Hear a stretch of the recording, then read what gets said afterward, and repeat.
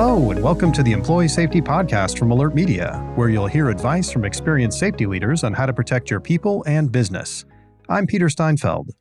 Today, I'm talking with Jeff Dow, a protection and resiliency manager at a major national financial organization. With years of experience in the U.S. Coast Guard, including 2 tours as a commanding officer, Jeff transitioned to the private sector 10 years ago and brings his deep operational resiliency skills to the private sector. In this episode, Jeff shares how he achieved 24/7 resiliency with a small team responsible for thousands of dispersed employees. A challenge indeed. Let's get into the conversation.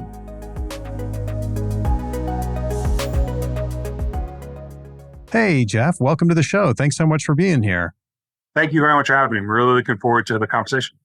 All right. Well, let's go ahead and start at the macro level. What's the biggest trend that keeps you up at night in your profession?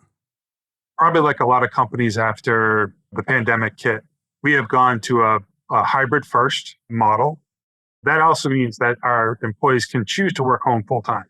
So we are now a much more geographically dispersed workforce, and we're represented in like 48 or 49 states. Oh, wow.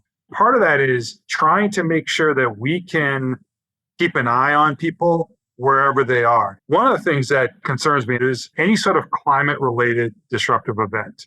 We just saw this summer, 31 days in Phoenix of greater 110-degree weather. We had the first tropical storm warnings in California ever. And of course, what happened to Maui. The size of those disruptive events, now that we are geographically dispersed, that's been a challenge. It's been something that our team has really been focused on. On top of, I am sure people can resonate with anything from a cyber resiliency or anything to do with data. That's every day. But the scope and scale of those, I think, are starting to accelerate quite a bit. You know, I think we're hearing this a lot from other organizations out there. Some of the guests I've had on the show, a lot of our listeners have told us that, yeah, I used to be responsible for 10, 20, 100 sites. Now I've got 10,000, 100,000 sites with people working from home. So what are the keys to success in maintaining resilience in your organization when you've got this new challenge? So we have a team of 4 people. So 2 on the business resiliency side, 2 on the safety and security side. So we only have 4 people to manage, again, across every state in the country and in different sites. Wow. So since about 2021, we have been onboarding new technology in both departments. So the first one we did was a new business continuity management system. It's the first time we've had a tool like this. We still have some more work to go, but it is definitely a better way for us to manage our business continuity plans. The second piece that we brought on just recently is a new threat intelligence application that combines mass notification and situational awareness, which, as we just talked about with the breadth and scope of where we are, that's so important. So we're really trying to focus that situational awareness, and we're using the fact that we're onboarding that threat intelligence as sort of a gateway into talking about situational awareness, both at the corporate level and then the personal level. And then finally, those systems we're integrating those into our HR and our IT system. So for example, with both threat intelligence and our business continuity management system, HR is feeding in there. So we kind of know where people are. We know what jobs they're in. Pretty proud of the team on being able to onboard that kind of technology. That's really going to make us far more effective. Yeah, when you can't throw people at a problem, you have to find force multipliers, and that really is technology. And You're finding that's making a big difference? Absolutely. Yep. The technology piece, one of the ways we talk to our boss and our boss's boss about bringing on the business continuity management system was the struggle, the challenge we're having as we merge with a company. We may develop new products, open new sites, and we're not adding any more of our BR staff. And so we said, listen, that's the growth strategy of the company. The best way that we can support the growth is to give us this technology so 2 people can still do this job. But that's interesting. It sounds like that you tied your request for budget for a solution like this to the growth strategy of the company. And did that just open all sorts of doors for you that made executives who don't understand DR and business continuity and resiliency say, okay, yeah, you're right. We should invest with that? We're fortunate that our entire line of where we report to at one point or another are either currently on our crisis response leadership team or we're on the crisis response leadership team. So they all understand it. we were able to give them a little bit more ammunition so they could go to where they parse out the money for long-term projects and say, hey, my BR team is looking at the fact that we have a growth strategy and this is a way that they can help support it. And that helped in our ability to get the funding. We used a similar strategy when we did threat intelligence. We said, hey, we have people asking us what's going on in Portland, Oregon, and we just don't have the bandwidth to keep tracking those things. If you give us this technology, we can start to be able to give you, the executives, the information that you need and make the decision that you need. So that was something we were very conscientious about, what our boss's boss needed, and it worked. That's fantastic. One thing you mentioned earlier, I want to call out again, because I think it's really insightful and important. And I'm not sure how many people have thought of this, but as so many people have shifted to hybrid work or fully remote work, all the plans that we've put in place for years to deal with any kind of an emergency, probably not going to work so well when you have that few people, because it's just a whole different element now. And you really need to go back and revisit those plans.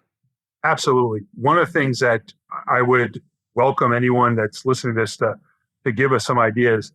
We are still operating under the assumption that, an active threat is a possibility at any of our sites.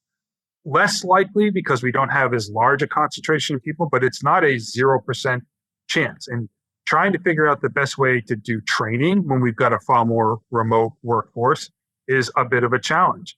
Trying to get people to understand what to do if you don't have someone to help you potentially hide or barrier or any of the things that you learn about with active threat. We've really had to try to partner with the leaders of the company and our team members to say, we need your help now. We can't do this just on our own. Switching topics a little bit, what are some of the unique resiliency challenges in the finance and insurance industry specifically, maybe outside of physical security? One thing I wanted to talk about, our combined team now, we've really tried to understand how do we show value to the company? Like, what are we here for? Our job is to keep our people safe, keep our sites secured, keep our business operations functioning after a disruptive event, help serve our customers. So we're in a financial institution. People need to have access to their funds. They give us money to manage, to provide insurance, to provide investments. We found out during COVID that the finance industry was considered one of the critical infrastructure. We have people's money that they may need. So that's something that we really look at is keeping our people safe. It's twofold. One, we want our people safe. But two, we want to put them in the best position that they can continue serving our customers. So I think our challenges are probably very similar to other industries. We're just really focused on the fact that we want to make sure that we put our company, our people in the best position to be safe and serving our customers. Yeah, try to spend enough time left of boom so when you get to right of boom, it's a little bit easier to get back to normal. Well, are there any finance industry specific business resiliency regulations that you have to adhere to, things that other organizations don't have to contend with? So we have been using the ISO 22301 as the basic framework for how we model our business continuity program.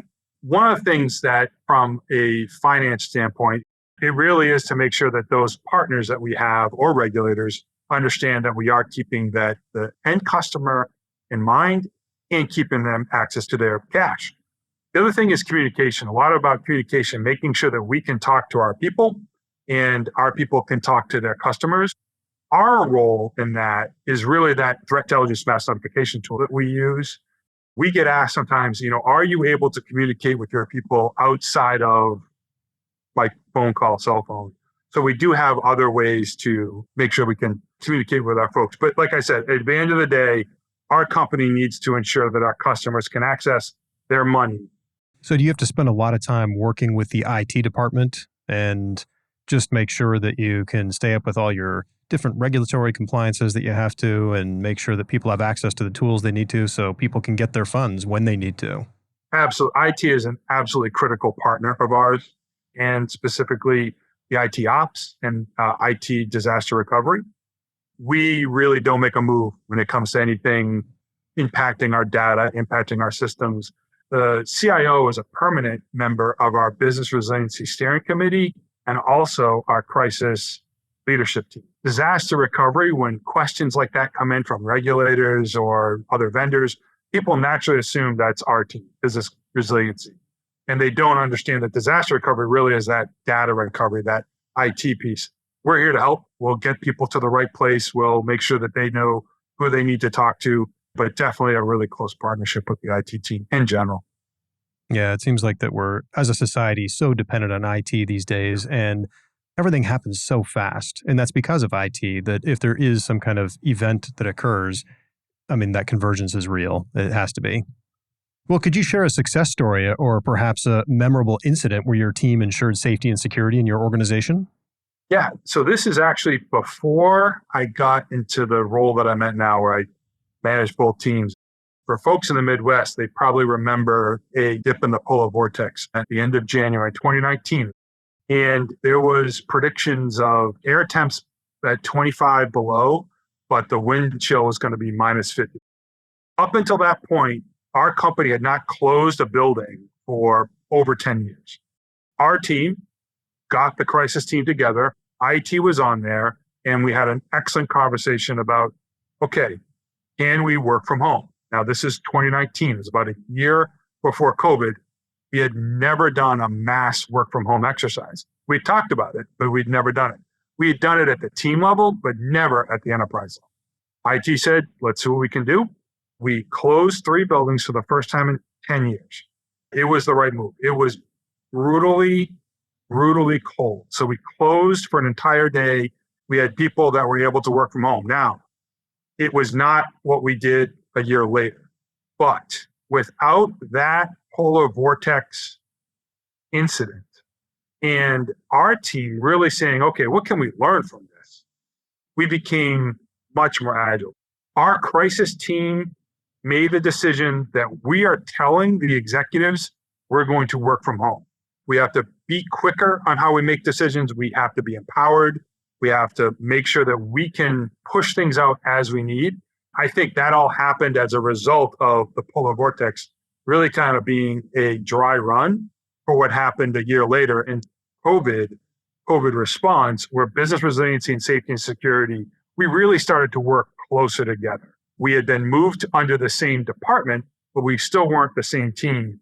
So polar vortex led to a much better response to COVID. If we didn't apply the lessons we had in polar vortex and we made those requests for that technology in 2021, I'm not sure if we still would have gotten it, because we really showed that, hey, we take this stuff incredibly seriously. This is something that we want to do to make sure our company and our people are safe. And I think we built up that credibility through those back-to-back, essentially, significant incidents. Well, as we start to wrap up here, as you look back on your career, do you have anything that you're really passionate about that you would offer as advice to other resiliency leaders in the insurance and finance industries, or just anybody in general? Develop as much as you can good executive relationships. They are just a wealth of knowledge. And the steering committee is also the primary leaders for the crisis response leadership team. So we meet with them frequently or regularly as the steering committee. So when we do have to meet with them during a crisis, it's not the second time I've talked to an SVP. I spent a good chunk of my time in the Coast Guard before coming to the finance industry. When I was in the service, I was on 4 ships, was the captain of a couple of them. And I spent a lot of my time looking at hurricanes, where they are, where they're going to hit. I ended up, I moved to the Midwest. Never thought I'd ever have to worry about hurricanes again until I got into this job. But that to me is just a good metaphor of you can't ever let your guard down with this in this role. And that's whether it's business resiliency, safety and security. Both of those areas are just something you always have to keep, a good weather eye on, as we'd say in the service.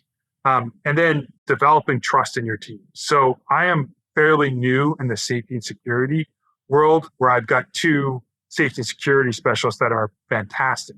I really need their help when we have issues come up, or if someone's asking me a question that I can't answer sometimes, a lot of times, quite frankly.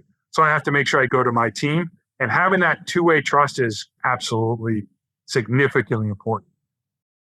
Well, Jeff, this has been great. Thanks so much for taking the time to be here. A lot of combination of lessons learned and good advice. Really, really appreciate your time.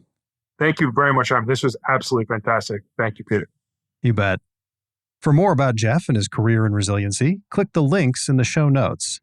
We'll be back next week with more expert advice to help you protect your business and people. For video highlights from today's episode, just search for Alert Media on YouTube. Don't forget to subscribe, rate, and review the show wherever you get your podcasts. Have a safe week, everyone. Thank you for listening to the Employee Safety Podcast from Alert Media, the industry's most intuitive emergency communication and threat intelligence solution. To learn more about how to protect your people and business during critical events, visit alertmedia.com. Until next time.